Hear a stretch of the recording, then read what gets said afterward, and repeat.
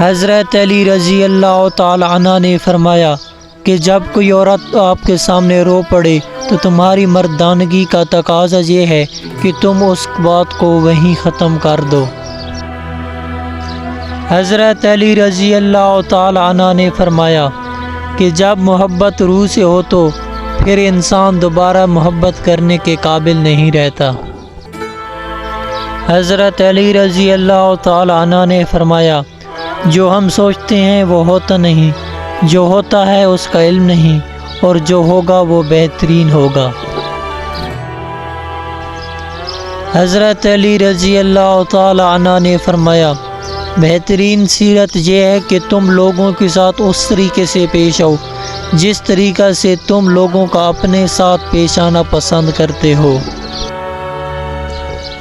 مرد، اس مرد کی محبت سر آنکھوں پر رکھنا جسے محبت سے زیادہ تمہاری چادر عزیز ہو۔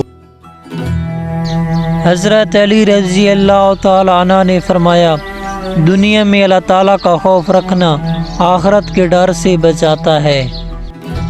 حضرت علی رضی اللہ تعالی عنہ نے فرمایا مجھے مایوس ہونے والے شخص پر تعجب یعنی افسوس ہوتا ہے جب کہ اس کے پاس استغفار کی قوت موجود ہو۔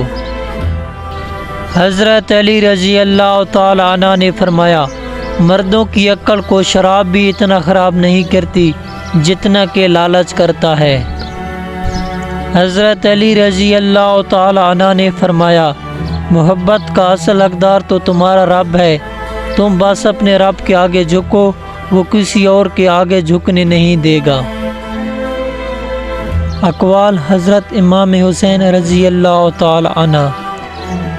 میری جنگ فقط یزید سے نہیں بلکہ ہر اس شخص سے ہے جس کا یزیدی کردار ہو۔ حضرت علی رضی اللہ تعالی عنہ نے فرمایا سب سے زیادہ قابل نفرت وہ شخص ہے جو لوگوں میں عیب تلاش کرتا ہے۔ حضرت علی رضی اللہ تعالی عنہ نے فرمایا جو آدمی صبر اختیار کرتا ہے وہ کامیابی پاتا ہے، جو جلد بازی کرتا ہے وہ ٹھوکر کھاتا ہے۔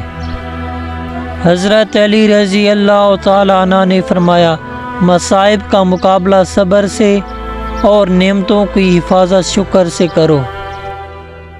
حضرت علی رضی اللہ تعالی عنہ نے فرمایا جب اللہ کسی کو پسند کرتا ہے تو اسے خوب آزماتا ہے، بس تم صبر کرنا کیونکہ صبر کرنے والوں کی منزل جنت ہے۔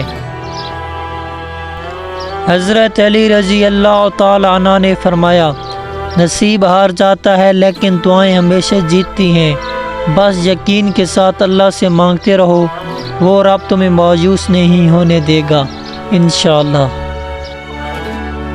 حضرت علی رضی اللہ تعالی عنہ نے فرمایا جس سے محبت کی جائے اس کا فرما بردار ہونا پڑتا ہے۔